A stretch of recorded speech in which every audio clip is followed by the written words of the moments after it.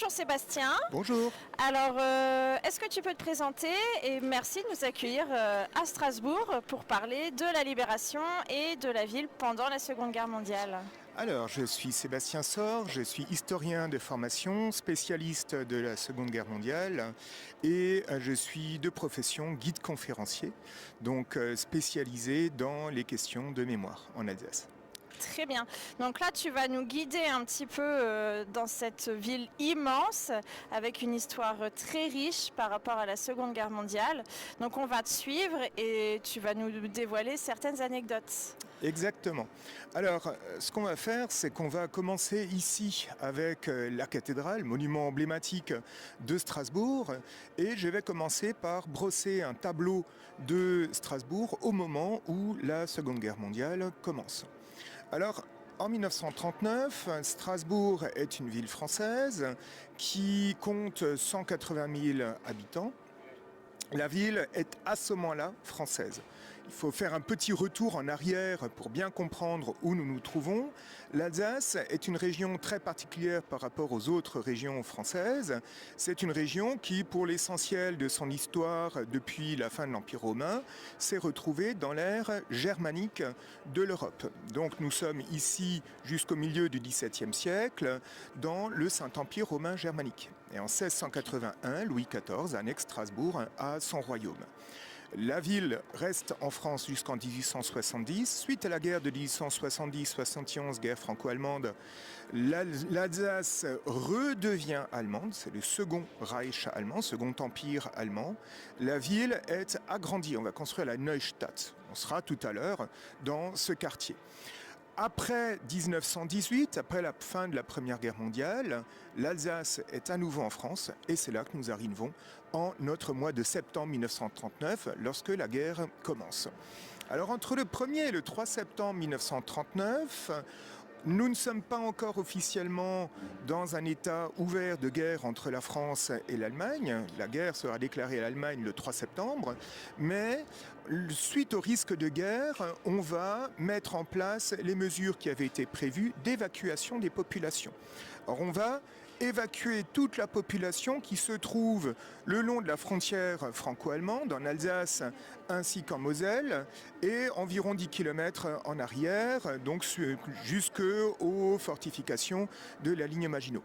600 000 personnes sont évacuées en Alsace-Moselle, dont 432 000 en Alsace, et dont ici toute la population de la ville de Strasbourg. Alors j'ai dit qu'à Strasbourg, il y avait 180 000 habitants en 1939. En fait, il en reste 120 000. Il y en a 60 000 qui sont partis en vacances, qui ne sont pas revenus, qui sont allés dans la famille, dans les villages à l'arrière. Les 120 000 qui sont là, on va aller les chercher à 6 h du matin. On leur dit « Messieurs, dames, bonjour. Vous avez un quart d'heure pour rassembler 30 kilos de badage par personne, les papiers d'identité de la famille, un peu d'argent, un peu de nourriture, une couverture, des photos récentes des enfants et vous dégagez. » On va mettre les enfants et les vieux dans des trains. Les hommes partent à pied, éventuellement en voiture pour ceux qui en ont. 40 km d'ici, direction Schirmeck, dans les Vosges. On rassemble tout le monde et tout le monde dans le train, direction centre et sud-ouest de la France. Ils vont rester là pendant presque un an. Les chiffres, ils sont vraiment impressionnants. Très impressionnants. Et l'état d'esprit des habitants à ce moment-là, parce qu'on a pu lire dans certaines archives que les enfants prenaient ça pour un départ en vacances parce que c'est la première fois qu'ils quittaient en fait leur ville. Donc l'état d'esprit était un peu particulier pour les habitants. Alors attention, pour les enfants, oui, effectivement, parce que c'est des enfants, pour eux c'est un jeu. Par contre, pour les adultes, ça signifie qu'on va tout abandonner. Alors, du jour au lendemain, on abandonne absolument tout. On ne sait pas si on reviendra, on ne sait pas quand on reviendra, et surtout, on ne sait pas si on retrouvera la maison, puisqu'on part pour état de guerre. En fait, ce qui se passe, c'est exactement ce qui se passe lorsqu'une centrale nucléaire explose. On évacue la population et personne ne sait si on pourra revenir. En fait, quand les habitants vont revenir, beaucoup vont trouver leur maison intacte, parce qu'à Strasbourg, il n'y aura pas de combat en 1940. D'accord. Mais beaucoup vont retrouver leurs maisons, leurs appartements pillés, parce que restent ici à Strasbourg les militaires, on est en zone de guerre, zone militaire, et les militaires vont se servir dans les maisons pour un peu améliorer leur quotidien, donc ils vont prendre la vaisselle, ce genre de choses-là, et donc beaucoup vont trouver leur maison malheureusement en assez mauvais état. Même si on avait mis en place un service de police pour éviter les pillages, mais dans les faits, en fait, ils ne sont pas assez nombreux. Oui. On a environ 3500 personnes civiles qui restent à Strasbourg, le maire, sa famille, les administrateurs, mais c'est largement insuffisant pour pouvoir tenir une ville de cette importance-là. Oui, ok, très bien. Eh ben, on te suit pour le prochain point. Alors maintenant, on va aller derrière la cathédrale et on va rencontrer un touriste un tout petit peu célèbre qui vient en Alsace faire un peu de tourisme dans cette Alsace, cette fois fin juin 1940, nouvellement annexée au Troisième Reich. Je pense savoir de qui tu vas nous parler.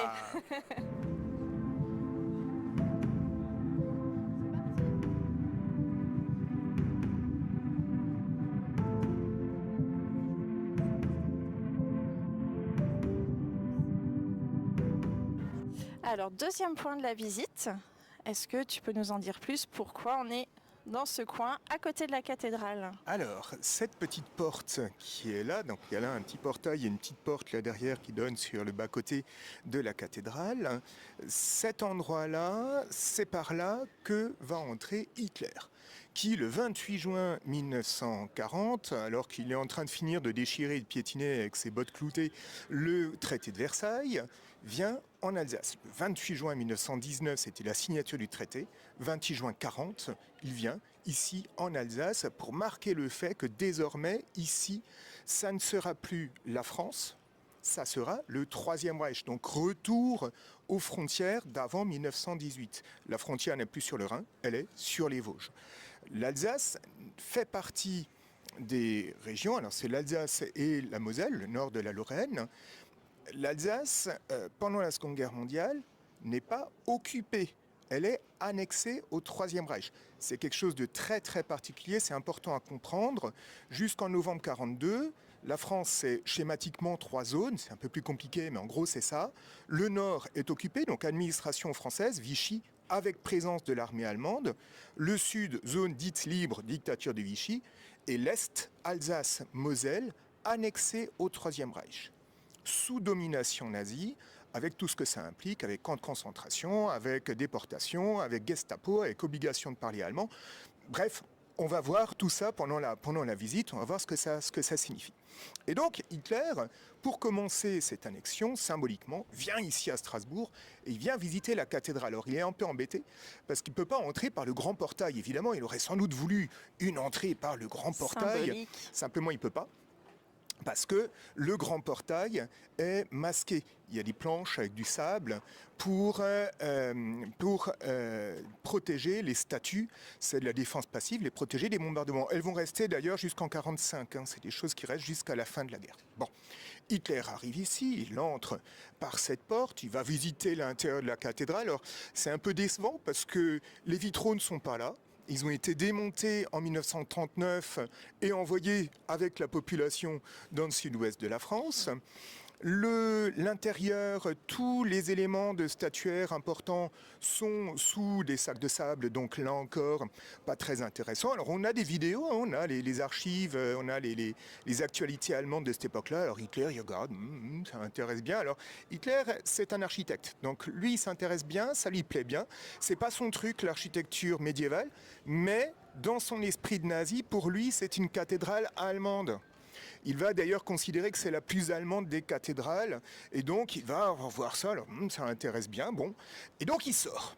Alors il y en a une photo, là, on a Hitler qui est à ta place, ici. D'accord. Et à côté, là, il y a ces faisans dorés, ces administrateurs, et ils sortent. Et alors sur la place, il y a ici des soldats, alors des centaines de soldats, qui avaient été briefés, évidemment, on leur avait dit ce qui allait se passer. Hitler a cette phrase historique, il dit « Allons-nous laisser ce joyau aux Français ?» Les soldats répondent « Non, mon Führer !» Et à partir de là, Hitler considère que l'annexion est faite par acclamation, soi-disant populaire, et il considère que c'est bon, l'Alsace fait partie du Troisième Reich. Il revient à sa voiture. Alors il y a sa grosse Mercedes décapotable qui est là, avec les fanions nazis devant. Il arrive et là, surprise. Sous les essuie-glaces, il y a, non pas un PV, ça aurait été rigolo, mais il y a des bouquets de roses. Alors la propagande s'empare évidemment de l'affaire et dit en fait ce sont de jeunes Alsaciennes. Vous imaginez le fantasme, une ville où il y a 0 habitants, où il y a de jeunes Alsaciennes évidemment en costume folklorique qui se planquent derrière les bâtiments et pendant que le Führer est à l'intérieur sans que personne les voie, sachant qu'il y a des centaines de soldats, réussissent à se glisser jusqu'à la voiture, mettre des roses sur la voiture et ensuite s'enfuient.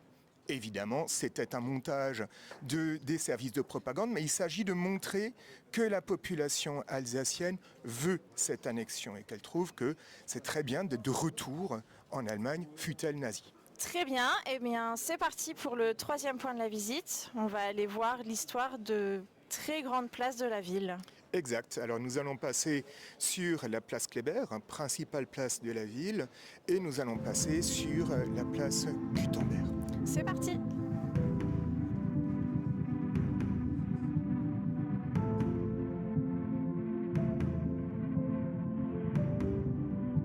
Alors on continue la visite et là on est au pied d'une statue que tous les Strasbourgeois connaissent mais connaissent peut-être pas son histoire. Voilà. Alors, on est ici sur la place Gutenberg. La place Gutenberg, c'est l'une des places les plus importantes du centre-ville. Cette place est touchée le 11 août 1944 par un bombardement américain. Alors, il y a eu 2 gros bombardements au centre de Strasbourg en 1944. Il y a eu le 11 août 1944, bombardement qui part de cette zone-là, ici à l'ouest, et qui va partir vers l'est dans ces secteurs. Et le 24 septembre 1944, un autre bombardement qui va toucher le secteur un peu plus loin là-bas, du côté de la place Kléber. Et donc, ces bombardements-là, alors, pour le bombardement du 11 août, certains disent, à tort ou à raison, qu'il s'agirait d'un bombardement d'opportunité ou d'une erreur. C'est-à-dire que les bombardiers se sont trompés de cible et qu'ils ont bombardé Strasbourg par erreur. Alors c'est probable, mais c'est pas sûr. Il faut bien remettre les choses dans un contexte. Nous sommes le 11 août 1944. 4 jours plus tard, il y aura le débarquement de Provence. Et le ravitaillement de la 9e armée allemande qui se trouve dans le sud se fait via Strasbourg. Donc, mettre un champ de ruines sur leur route, c'est pas une mauvaise idée. Le 24 septembre, c'est la même chose. À ce moment-là, via la vallée du Rhône, la 9e armée, poursuivie par les armées alliées, remonte vers l'Alsace. Et là encore, on va toucher Strasbourg pour gêner ces ravitaillements. Quoi qu'il en soit, ce 11 août 1944, il y a 300 victimes à Strasbourg lors de ce bombardement. Alors, 300 victimes qui sont liées au fait qu'une partie de la population ne descend plus dans les abris quand il y a une alerte, parce qu'ils n'ont pas envie, parce qu'ils en ont marre, parce que différentes raisons. Ça ne veut pas dire qu'il n'y a pas d'abri. Il y a des abris partout dans la ville, il y a la place pour les 120 000 habitants de la ville à ce moment-là, en 1944. Donc théoriquement, tout le monde peut être à l'abri. Ça n'empêche que quand l'immeuble s'effondre, évidemment, après vous êtes coincé dans la cave, vous pouvez tout à fait mourir de cette façon-là. Il reste de ce bombardement des structures qu'on reconnaît à Strasbourg quand on les cherche. Alors Strasbourg, c'est une ville qui a été, en comparaison avec d'autres grandes villes, particulièrement les villes allemandes, relativement peu touchées par les bombardements. On a eu 20% des bâtiments qui sont détruits sur l'ensemble de la ville de Strasbourg, ce qui fait qu'au centre, l'essentiel des bâtiments anciens sont encore là. Mais quand on cherche les bâtiments neufs, c'est-à-dire d'après la guerre des années 50, on les trouve. Vous avez ici ce gros bâtiment orange qui est là, les suivants qui sont là derrière jusqu'au grand bâtiment blanc là. Tout ça, ce sont des bâtiments qui étaient par terre ce 11 août 1944. Et derrière, il y a une petite place avec un arbre ici, il y avait un pâté de maison, il n'a même pas été reconstruit, on a créé la place à la place. Donc là, grosse destruction. Or, cette maison qui se trouve au coin ici avec ses statues, les murs extérieurs sont restés debout. Seulement, ce qui s'est passé, c'est qu'il y a une bombe qui est passée à travers et qui a tué tout le monde au passage. 1953, Monsieur Roger, qui est l'horloger qui se trouvait, bijoutier horloger qui se trouvait ici à cet endroit-là, fait reconstruire sa maison. Et lors de son bombardement du 11 août 1944, son épouse est morte. Il fait ajouter, en cette année 1953, la très jolie statue qui se trouve au coin là, où vous avez une jeune femme en vêtements du XVIe siècle, avec un coffret à bijoux qui regarde une très jolie bague qu'elle a à la main. Et cette femme, c'est le portrait de l'épouse du joaillier qui était là, qui est morte ce 11 août 1944. Nous avons là le portrait de l'une des victimes des bombardements sur Strasbourg pendant la Seconde Guerre mondiale. Alors ça, c'est une chose que peu de gens connaissent, qui m'a été confirmée par... à l'époque où la bijouterie existait encore, par la grand-mère qui était là, qui a dit oui, c'est bien elle, effectivement, qui est représentée à cet endroit-là. Donc c'est pas une légende, c'est vraiment la vérité. C'est un bel hommage, oui, de sa part. Exactement. Eh bien, on va continuer du coup vers la place Kléber. C'est parti.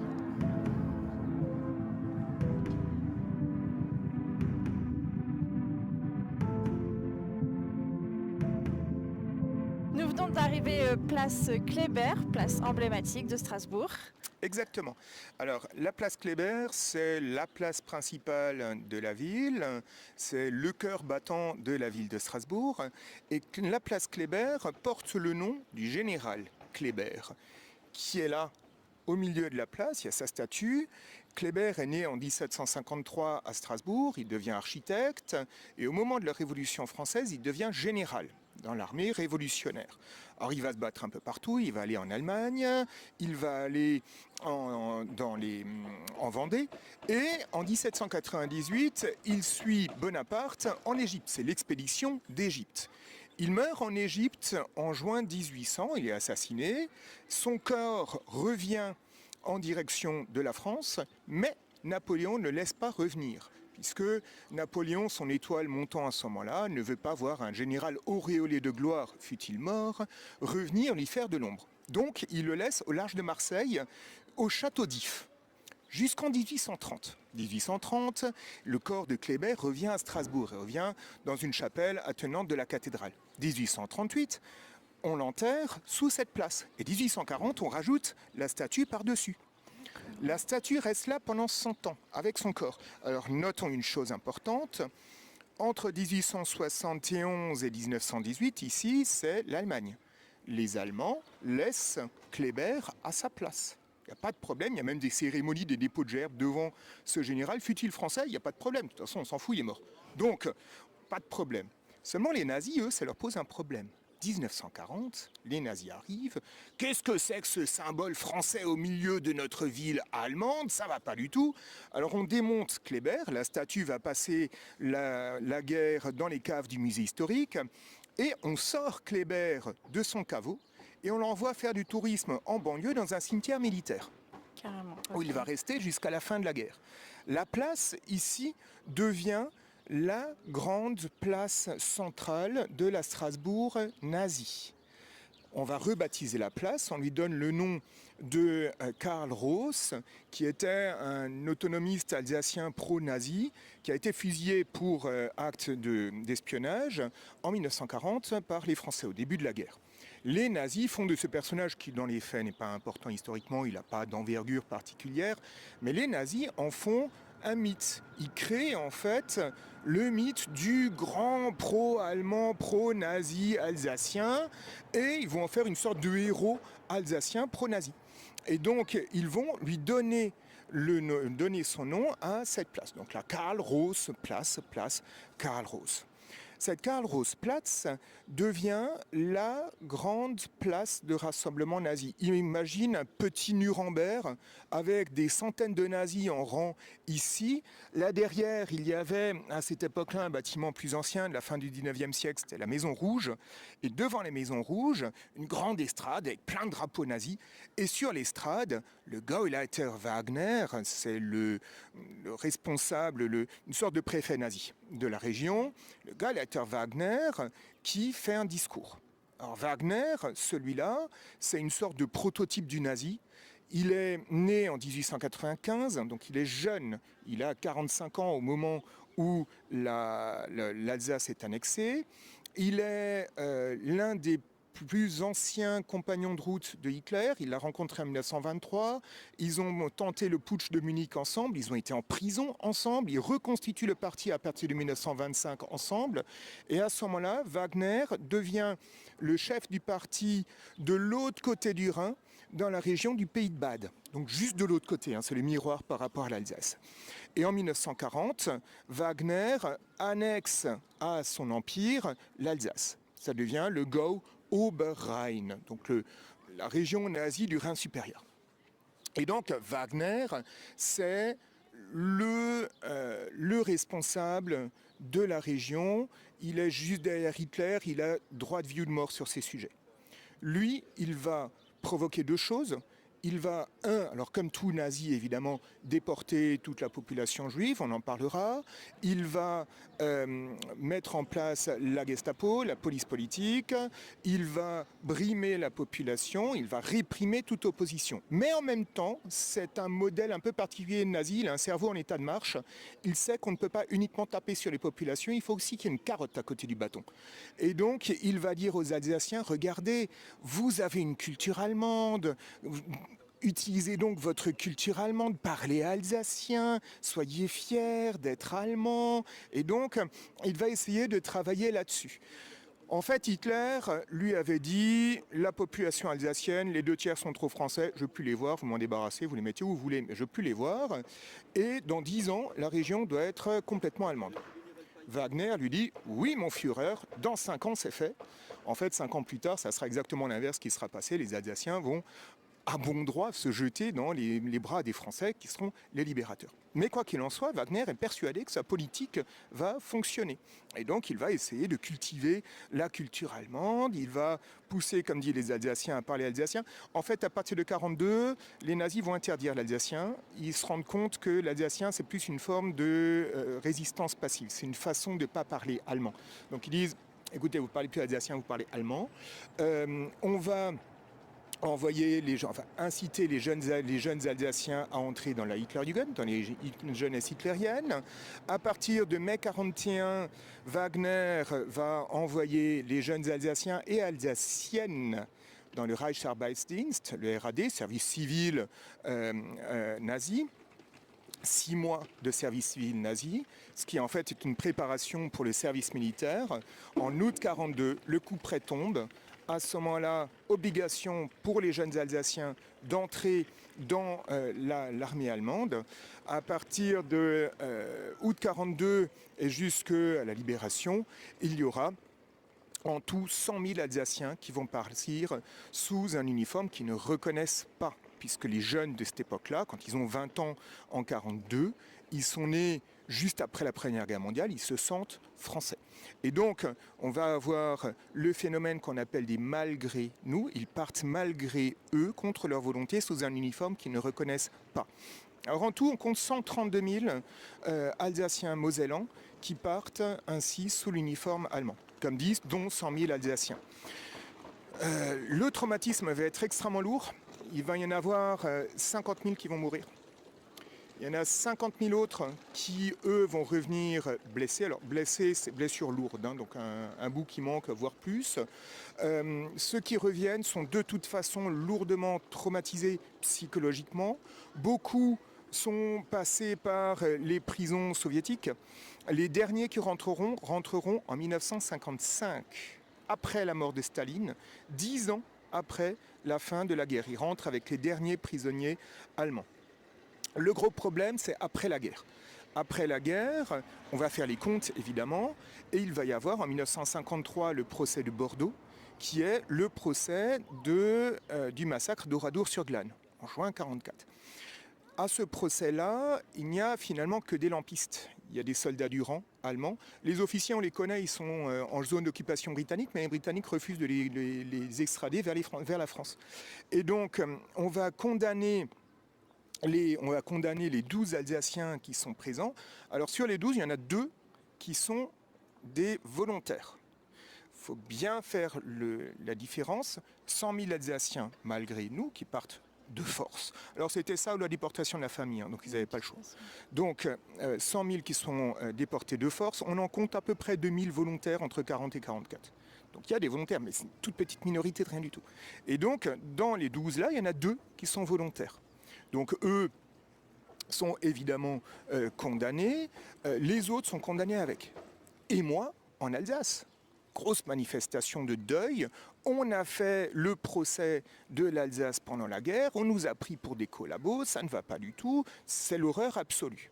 Là-dessus, quelques semaines plus tard, le Parlement va voter une amnistie pour les Alsaciens, malgré nous. Les 2 qui étaient condamnés, qui étaient volontaires, ceux-là on les amnistie pas, hein. Mais les autres sont amnistiés. Et moi à Oradour, où là on dit on a amnistié nos bourreaux.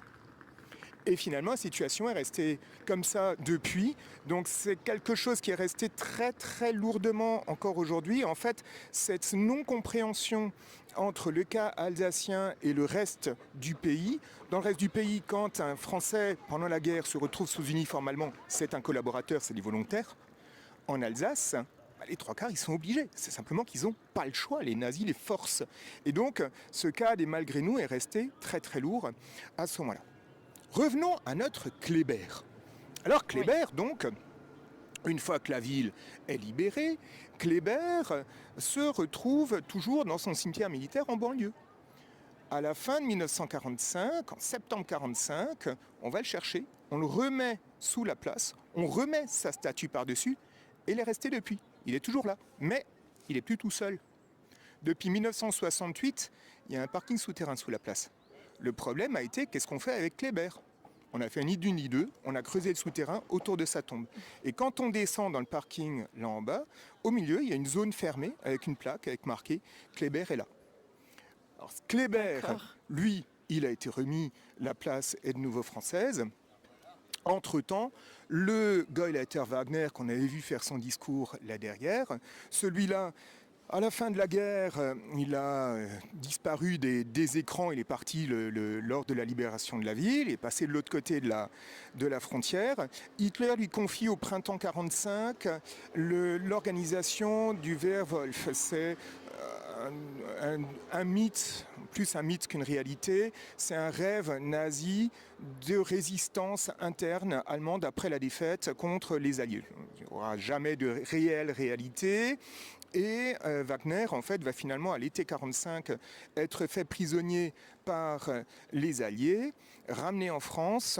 En 1946, il y a un procès, il est condamné à mort et fusillé dans l'un des forts qui sont autour de Strasbourg.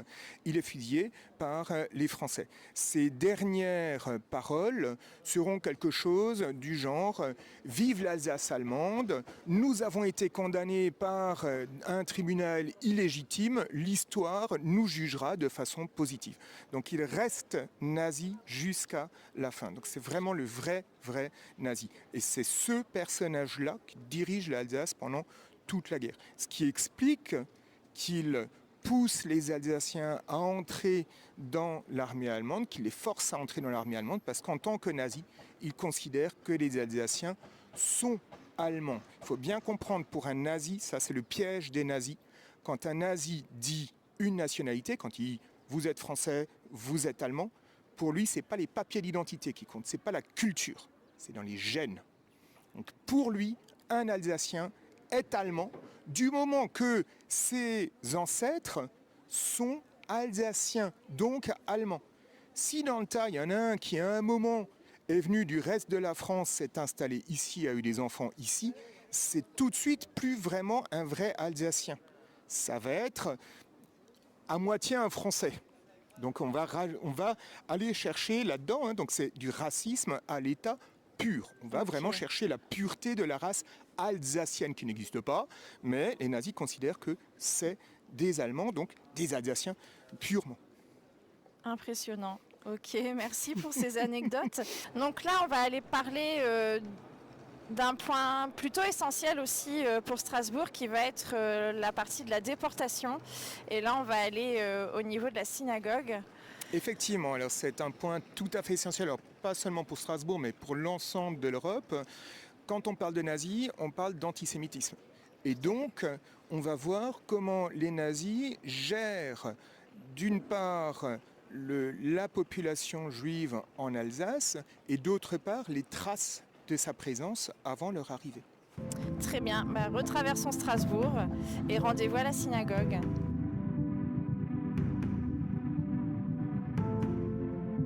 Alors nous voici à un autre point de la ville qui n'est pas des moindres puisque nous sommes sur l'ancien emplacement de la synagogue de Strasbourg. La grande synagogue de Strasbourg. Alors ici nous avons une vue générale de ce secteur avec ici la rivière Ill qui vient du sud de l'Alsace et qui au centre de Strasbourg crée une île. Alors attention, l'île I2L, ça c'est la rivière, crée une île ILE au centre de Strasbourg. Cette île ILE est là, ça c'est l'extérieur. Et donc ici nous avons deux éléments importants du secteur qui existent encore au moment de l'arrivée d'Hitler en 1940.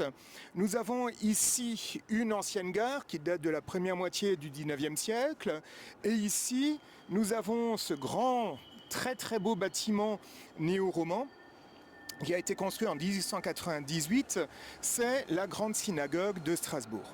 Alors il faut savoir que le judaïsme en Alsace est quelque chose de très très important depuis au moins le XIIe siècle, voire plus tôt, mais depuis au moins le XIIe siècle, on a des traces écrites, il y a une forte présence juive en Alsace, c'est traditionnel, dans chaque village à ce moment-là, il y a, donc à ce moment-là 1940, dans chaque village alsacien, il y a au moins une famille juive.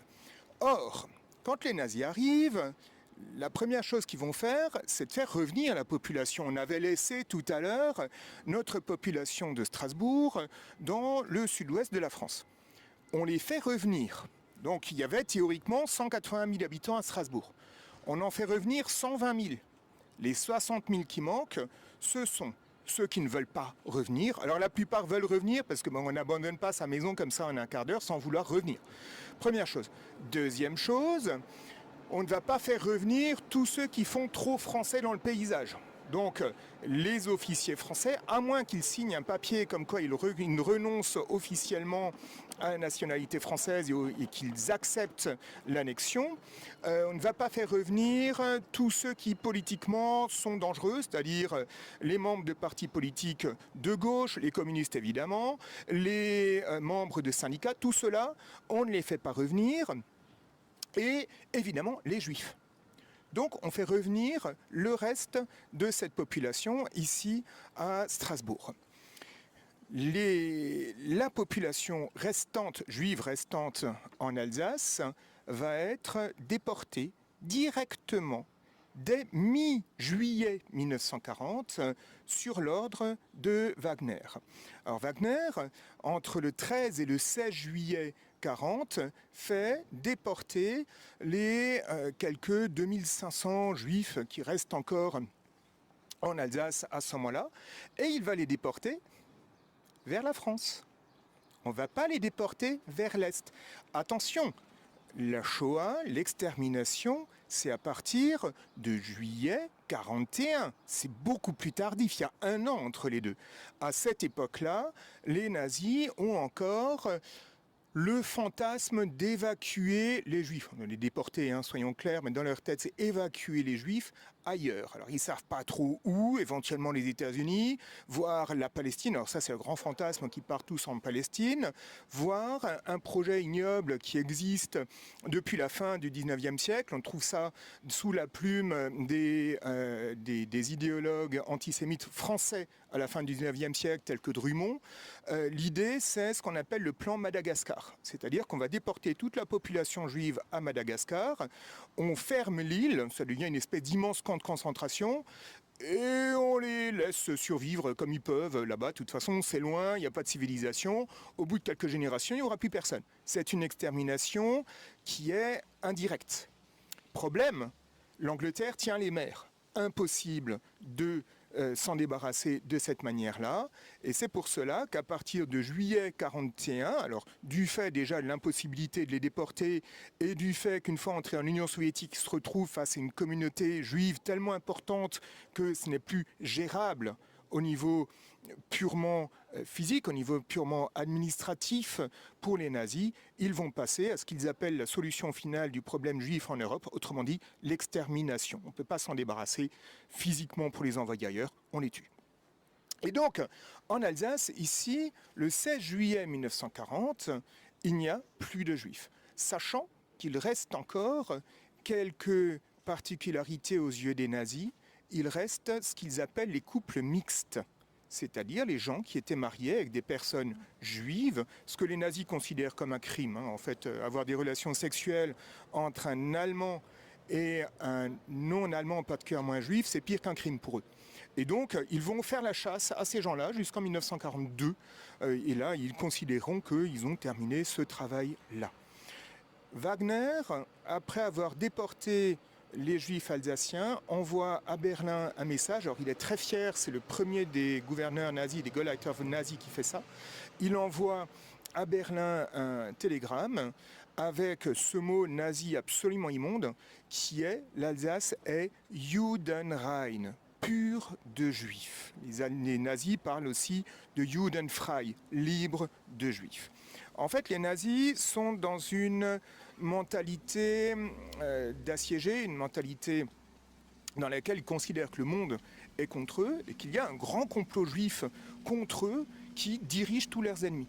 Donc, comme ils sont dans l'idée d'une bataille finale entre les juifs et les Ariens et l'Allemagne, ils vont essayer de s'en débarrasser, de les envoyer le plus loin possible et finalement de s'en débarrasser physiquement pour qu'ils disparaissent. Dans la mentalité des nazis, le jour où le dernier juif disparaîtra, le monde deviendra plus beau. D'un coup, alors il y a quelque chose de magique là derrière, hein. D'un coup, tout de suite, il va y avoir des petites fleurs sur les arbres, les oiseaux vont faire cuicui, il n'y aura plus un seul nuage dans le ciel, ça sera merveilleux. Ce qui explique d'ailleurs que plus les choses vont mal pour le Reich, plus ils vont chercher à exterminer les Juifs. L'extermination s'accélère en 43-44 parce qu'ils vont faire disparaître cette population, de faire disparaître les problèmes de l'Allemagne. Et par la même occasion, ça leur permettra de réaliser la prophétie autoréalisatrice de Hitler en 1939, où il avait dit à la veille de la guerre, si les Juifs provoquent à nouveau une guerre mondiale, ça signifiera la destruction des Juifs d'Europe. Donc, ça dit quelque chose dès le départ. Une fois que les Juifs ne sont plus là physiquement, les nazis ont toujours un problème. Il reste toutes les traces. Les synagogues sont là. Donc, on va faire disparaître les synagogues. Alors, attention, ça ne se fait pas de façon organisée. Chaque responsable local va faire ce qu'il veut avec la synagogue locale, avec le cimetière juif local. Alors, il y a des cimetières juifs qui ne vont pas être touchés du tout, il y en a qui vont être rasés. Pour les synagogues, il y en a certaines qui vont être transformées en local de la Hitlerjugend, qui vont être transformées en bordel militaire. Celle-là est vraiment trop visible, on va la détruire. Alors, comment on fait pour la détruire ? Les nazis ne font pas ça de façon, disons, organisée, dans le sens où il ne va pas y avoir les travaux publics qui vont détruire le bâtiment. Ça serait encore trop simple. Il faut faire croire qu'il y a une volonté populaire de purifier la région en faisant disparaître les Juifs. Comment on fait ? On va faire venir de l'autre côté du Rhin un groupe de jeunes Hitlerjugend, donc c'est des jeunes, ils ont 14-16 ans, hein, c'est les scouts nazis. Donc on les fait venir ici avec leur chef, ils vont mettre des bidons d'essence à l'intérieur de la synagogue et ils vont faire brûler l'ensemble. On appelle les pompiers, alors c'est exactement la même chose qui se passe que lors de la nuit de cristal en Allemagne en 1938. On appelle les pompiers, on leur dit, vous laissez brûler, vous faites juste attention que les bâtiments à côté ne brûlent pas avec. Vous empêchez que l'incendie se propage, mais vous laissez brûler. Et en 1941, on va abattre les ruines, il y a une photo là-bas, on va abattre les ruines de cette synagogue pour complètement faire disparaître ce bâtiment, faire disparaître la mémoire de la présence juive ici. Maintenant, aujourd'hui, notez qu'autour, il y a ici de grands bâtiments qui ont été construits dans les années 70-80. Sauf ici, derrière moi, une grande esplanade. Cette zone-là, c'est la zone de l'ancienne synagogue. Et par terre, il y a ici ces bandes en métal, juste sous mes pieds, qui marquent l'emplacement du mur extérieur de cette synagogue pour marquer l'emplacement. Donc la zone est volontairement laissée libre de construction par respect pour marquer cet emplacement ici. Voilà, on va enchaîner et on va aller... Alors là, on va passer dans du beaucoup plus positif, Ouais. On va mettre les nazis dehors, on va aller libérer la ville. Allez, c'est parti. Alors, peux-tu nous expliquer où sommes-nous actuellement? Alors ici, nous sommes dans le quartier du Faubourg de Pierre qui se trouve au nord de la ville. La cathédrale est par là-bas sur ma gauche à quelques centaines de mètres. Au bout de cette rue ici, il y a une place très importante qui s'appelle la place de Haguenau. C'est l'entrée nord de la ville de Strasbourg. Le 23 novembre 1944, c'est par là que les troupes de libération françaises vont entrer dans la ville. Alors, petit retour en arrière. L'Alsace est atteinte par les forces françaises, d'abord au sud. Fin novembre 1944, la première armée française du général Delattre réussit une percée par Belfort, contourne Mulhouse par le sud en longeant la frontière suisse et arrive le 19 juin sur le Rhin. Première arrivée des Alliés sur le Rhin. Mulhouse va être investi à partir du 21 novembre. Il va y avoir de furieux combats pendant plusieurs jours pour la libération de la ville. Pendant ce temps, du côté nord, à Saverne, donc Saverne se trouve 30 km au nord-ouest par rapport à Strasbourg. Saverne, c'est une ville très importante, c'est la première ville côté alsacien et cette ville contrôle le col de Saverne. C'est le principal passage qui permet de passer du reste de la France, de l'ouest, de la Lorraine, vers l'Alsace. Encore aujourd'hui, l'autoroute qui va de Strasbourg à Paris passe par ici. Donc il faut contrôler ce passage-là pour pouvoir entrer en Alsace côté nord, pour pouvoir arriver vers Strasbourg. Le 22 novembre, les troupes du général Leclerc, la 2e division blindée de Leclerc, par une manœuvre audacieuse, réussissent à contourner les défenses allemandes et à prendre Saverne. Le lendemain matin, à 7h30, les troupes françaises démarrent leur moteur et foncent sur Strasbourg. Ordre donné par Leclerc, on fonce sur Strasbourg, on libère la ville et si possible, on traverse le Rhin pour prendre la ville voisine allemande de Kehl. Ce qui stratégiquement serait un coup de maître, ça permettrait d'avoir une tête de pont de l'autre côté du Rhin et de pouvoir mettre une grosse épine dans le pied aux Allemands. Stratégiquement, imaginons, faisons un peu d'histoire-fiction, imaginons que ça ait marché. Finalement, ça n'a pas marché. Alors, spoiler alerte, ça ne marche pas. Les Français sont arrêtés à 50 mètres du pont côté français. Donc, imaginons, faisons un tout petit peu d'histoire-fiction, imaginons que ça marche. Que les Français réussissent à établir une tête de pont solide côté allemand. Les préparatifs allemands pour l'offensive des Ardennes 3 semaines plus tard se cassent la figure. Et on se retrouve avec une situation stratégique tout à fait différente, avec des alliés qui sont en capacité de remonter la plaine du Rhin côté allemand pour pouvoir attaquer la Ruhr. Donc ça aurait complètement changé le visage de la guerre. Ce qui s'est passé dans la réalité, c'est que les Français ont été ici arrêtés donc fin novembre à Strasbourg. Et finalement, ils ne vont traverser le Rhin que mi-mars 1945 à Remagen, beaucoup plus au nord, où là, il va y avoir traversée du Rhin par les forces alliées. Alors donc, ce 23 novembre 1944, les troupes de la 2e DB de Leclerc partent à 7h30 de Saverne. Ils descendent en direction de Strasbourg. Il y a plusieurs axes d'attaque. Il y en a plusieurs qui arrivent par l'ouest, qui vont être bloqués par les défenses allemandes. Mais il y a l'une des colonnes qui est la colonne du lieutenant-colonel Rouvillois, qui réussit à percer les forces allemandes, qui réussit à trouver un passage et qui arrive à 9h15 au bout de cette rue sur la place de Haguenau. Là, il faut une pause, parce que les premiers chars étaient allés tellement vite que derrière, ça ne suivait plus. Donc il faut une petite pause pour rassembler un peu les forces. Et 10 minutes plus tard, 9h25, ils commencent à descendre par cette rue ici, par la rue du Faubourg de Pierre. Alors, il faut imaginer, vous avez 2 ou 3 chars Sherman, donc chars américains, qui déboulent ici. Derrière, il y a une Jeep avec le lieutenant-colonel Rouvillois, 2-3 camions derrière, et on fonce. En entrant en ville, Rouvillois envoie un message à l'arrière, le message qui est resté légendaire, qui dit « Tissu est dans Yode ». Tissu, c'est lui, Rouvillois. Yode, c'est Strasbourg. Rouvillois est entré dans Strasbourg. Il y a des problèmes de communication, il faudra 3/4 d'heure pour que le message arrive à Leclerc. À 10h10, Leclerc reçoit le message, il part d'un grand rire, il monte dans sa Jeep et il dit « Direction Strasbourg, on y va ». Manque de bol, au lieu de choisir l'axe nord pour entrer, il prend l'axe ouest, il va être bloqué et finalement il va être obligé de faire un détour pour passer par ici, il n'arrivera à l'intérieur de Strasbourg que vers 14h. Donc nos chars français commencent à débouler ici, alors vous imaginez les chars à 50 km/h ici, qui commencent à tirer sur tout ce qui bouge. La ville est à ce moment-là surprise. En fait, il n'y a pas d'information, y compris à l'état-major, aucune information que les troupes françaises pourraient arriver ce jour-là à Strasbourg. Même la prise de Saverne, on ne le sait pas. Même le général qui commande la ville ne le sait pas.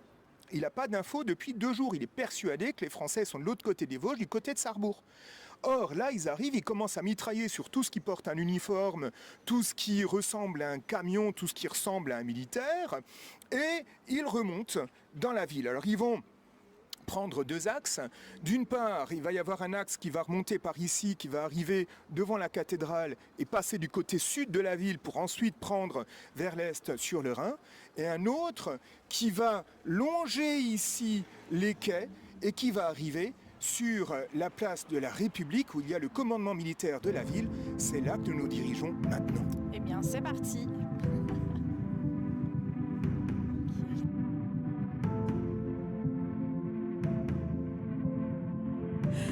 On continue cette visite passionnante et tu voulais nous montrer un lieu aussi avec une anecdote particulière. Oui, Où sommes-nous ? Là, nous sommes devant le palais de justice de Strasbourg. Alors, c'est un bâtiment qui a été construit par les Allemands à la fin du 19e siècle. Ce bâtiment-là fait partie des points d'achoppement lors de la libération de la ville. On a vu que les Français vont remonter ici en direction de la place de la République, qui se trouve un peu plus loin là-bas. Le problème, c'est que là, la division qui débarque ici, c'est une division blindée. Donc ils ont des troupes d'infanterie à pied qui sont dans des semi-chenillés, des half-track, mais c'est pas une division d'infanterie. Donc ils n'ont pas des milliers de soldats pour pouvoir rapidement faire le nettoyage de la ville. Ce qu'ils vont faire, c'est qu'ils vont commencer par s'attaquer aux principaux bâtiments les plus importants. Donc le palais du Rhin dans lequel il y a le commandement militaire, un peu plus loin il y a la poste, l'université est encore un peu plus loin, donc tout ça c'est leur chemin pour aller en direction du Rhin. Et du côté sud, un pont, le pont de la Bourse, qu'il faut tenir pour pouvoir passer entre le centre de la ville et le côté sud. Donc là encore, c'est leur chemin vers le Rhin. En chemin, on se retrouve face à de gros bâtiments comme ça. Et un gros bâtiment comme ça, c'est une forteresse. Quelques soldats allemands là-dedans peuvent tout à fait mettre une grosse épine dans le pied dans les Français qui arrivent ici.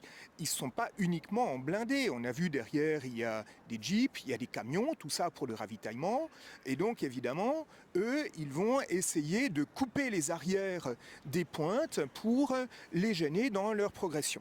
Alors, on a ici, sur ce bâtiment, des impacts. Il y en a 3 ici, il y en a plusieurs là-bas sur le mur et sur la colonne là qui sont bien visibles.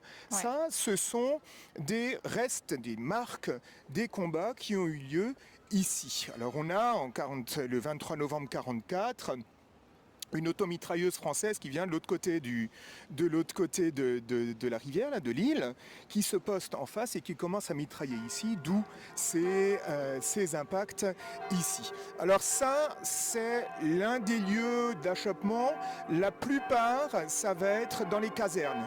Il y a des casernes un peu partout dans la ville. C'est là que sont les soldats. À partir du moment où la surprise est passée, il faut à peu près 1 heure pour que la surprise soit passée. Là, les soldats commencent à se reprendre, ils sortent les canons anti-chars, et là, ça commence à se raidir. Ce qui va faire que finalement, les Français arrivés du côté du Rhin vont avoir de plus en plus de difficultés. Et c'est sur les 100-150 derniers mètres où là, il y avait d'une part des casernes, mais aussi des bâtiments, des immeubles d'habitation dans lesquels les soldats se placent dans les caves, les soldats allemands, ils se placent dans les caves avec des armes anti-chars, Panzerfaust, et là, les Français vont être arrêtés, c'est comme ça qu'ils vont être arrêtés à 50 mètres du pont.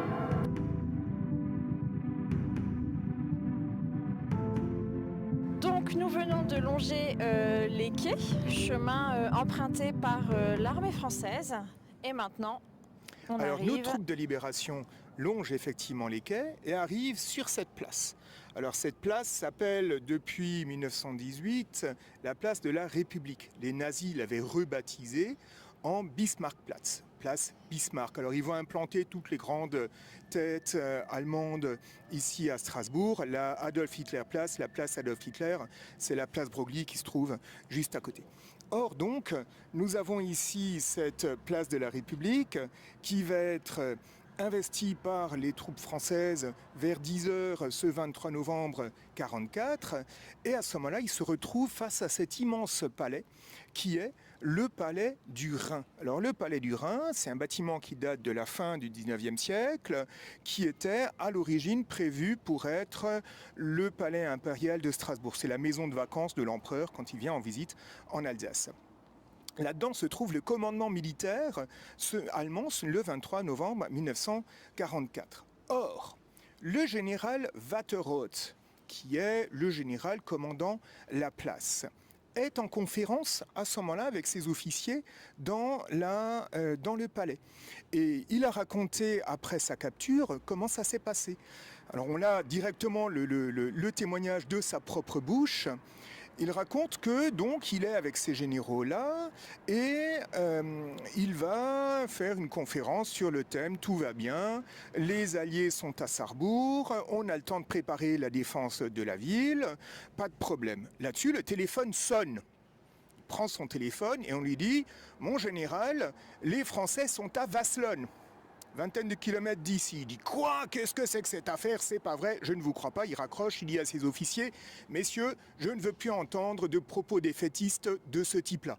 Et juste à ce moment-là, il entend du bruit là sur la place. Il entrouvre une fenêtre et il voit les véhicules français qui font tour de la place, qui tirent dans tous les sens.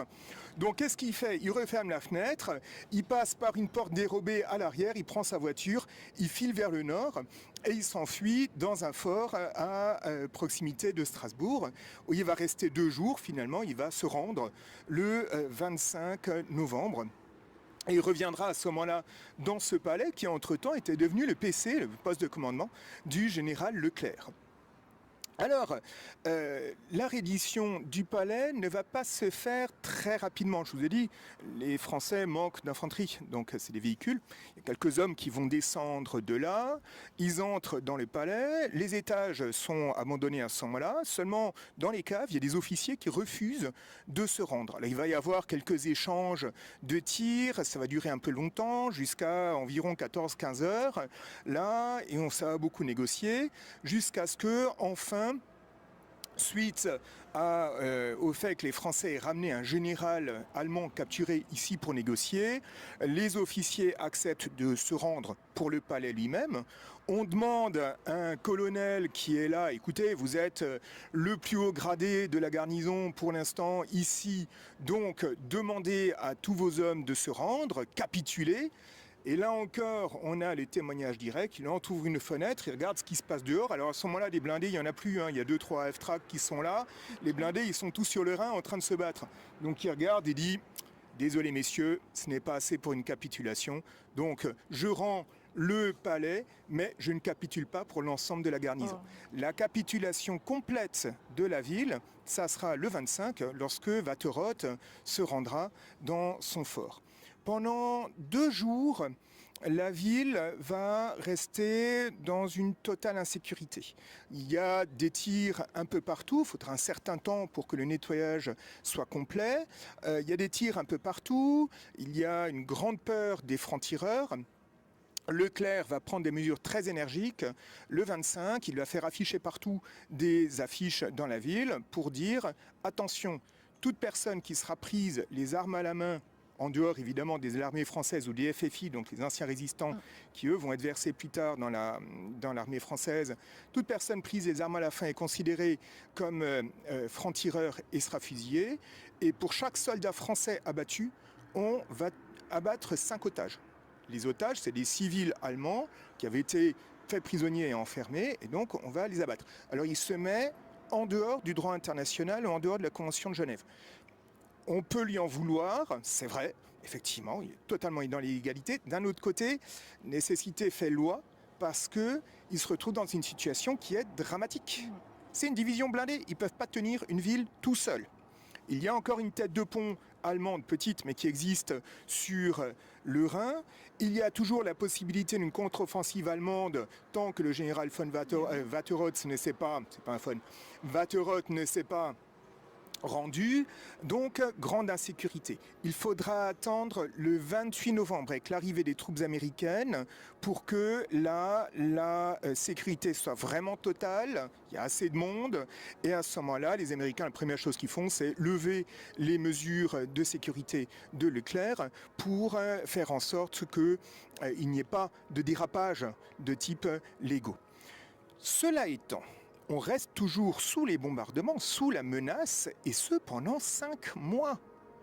De l'autre côté du Rhin, il y a des positions d'artillerie. Alors très rapidement, les positions d'artillerie vont être détruites l'une après l'autre dans les quelques jours de la fin du mois de novembre. Parce que le général Watterott, décidément c'est pas un fun, le général Watterott, quand il se rend, alors il va voir Leclerc, une petite entrevue, et juste avant de partir, le général glisse un papier dans la poche de l'interprète de Leclerc et lui dit « Ce papier, c'est pour vous, lisez-le quand je serai parti. » Le papier, c'est le plan de toutes les positions d'artillerie allemande de l'autre côté du Rhin. Donc les Français peuvent s'en débarrasser l'une après l'autre, et il y a des bombardements qui sont beaucoup plus sporadiques après ça. Mais la ville reste sous la menace de canons que là on ne pouvait pas détruire. À environ 25 km d'ici, à l'est, il y a au pied des montagnes allemandes de la Forêt Noire, il y a 2 grosses casemates avec des canons de 25 cm, 210 mm en nomenclature française, qui, eux, sont les canons de marine qui sont tout à fait capables de tirer sur la ville. Les derniers obus qui tombent sur Strasbourg, c'est le 15 mars 1945, lorsque les troupes de Delattre, qui ont passé le Rhin mi-mars, qui ont passé le Rhin donc mi-mars du côté de Spire, à une centaine de kilomètres, descendent, et donc le 15 avril, je me suis trompé d'un mois, le 15 avril 1945, le dernier obus venu de la batterie d'Oberkirch en face tombe sur Strasbourg, et ce 15 avril, la batterie est prise par les Français, qui est prise, donc de l'autre côté du Rhin est prise, et le général Delattre passe le Rhin, dans le mauvais sens, venant d'Allemagne, vers Strasbourg. Et donc, il vient apporter la liberté et la paix définitive à la ville 3 semaines avant la fin définitive de la guerre. Alors, il y a eu évidemment pas mal de victimes pendant ces bombardements. Là, nous avons une petite plaque qui rappelle la mort de 6 soldats français le 24 novembre 1944, ici sur la place. Ça, ce sont parmi les premières victimes de ces bombardements venus de l'autre côté du Rhin, sur Strasbourg libéré. Alors, maintenant, après la guerre, on va évidemment faire des cérémonies, on va rendre hommage aux victimes de la guerre, et c'est pourquoi nous allons terminer la visite au milieu de la place ici. Nous allons voir le monument aux morts de Strasbourg. Eh bien, on te suit. Moi, je t'ai encore fait une super transition. Oui. Nous sommes au dernier point de cette visite, au niveau du monument aux morts. Alors, le monument aux morts de Strasbourg, c'est un monument qui est tout à fait particulier. C'est le dernier monument aux morts construit en France avant la Seconde Guerre mondiale. Il date de 1936. Deuxième particularité, c'est l'un des très rares monuments, il y en a 4 ou 5 sur les environ 25 000 monuments aux morts français, l'un des très rares qui soit un monument aux morts pacifiste. Ce monument aux morts-là nous présente une femme qui représente la ville de Strasbourg, mais par extension l'Alsace. Sur ses genoux sont couchés les corps nus de ses 2 fils morts à la guerre. Or, l'un regarde en direction de l'Allemagne, l'autre regarde en direction de la France. On sait que l'un est mort sous l'uniforme français et l'autre sous l'uniforme allemand. Pourquoi ? Pendant la Première Guerre mondiale, on a eu la même chose que pendant la Seconde, avec une différence. Pendant la Seconde Guerre mondiale, on a les malgré nous à partir de 1942. Donc ils sont envoyés à partir de 1942 dans la Wehrmacht et à partir de 1943, comme ils ont tendance à déserter, on va les envoyer de plus en plus dans la SS, où là on est vraiment sûr qu'ils sont tenus. Bon, ça c'est contre leur gré. Pendant la Première Guerre mondiale, c'est différent. Au moment où la Première Guerre mondiale commence, ça fait 43 ans que nous sommes en Allemagne. Les plus jeunes générations sont nées en Allemagne, parlent alsacien au quotidien, parlent allemand avec l'administration.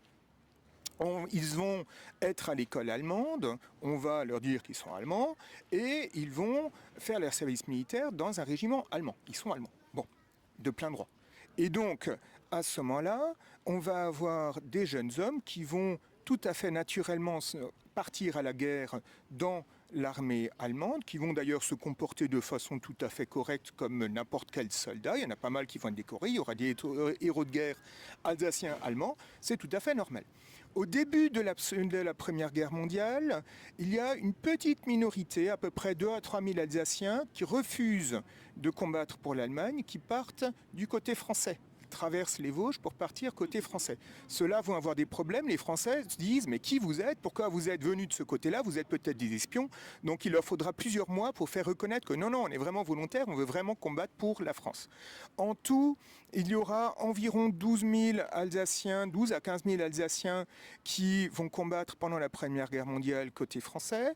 L'écrasante majorité, ce sont des Alsaciens qui, à un moment ou à un autre, avant la guerre, sont partis d'Alsace et sont allés en France. Et donc, ils vont à bon droit se retrouver dans l'armée française. Bon.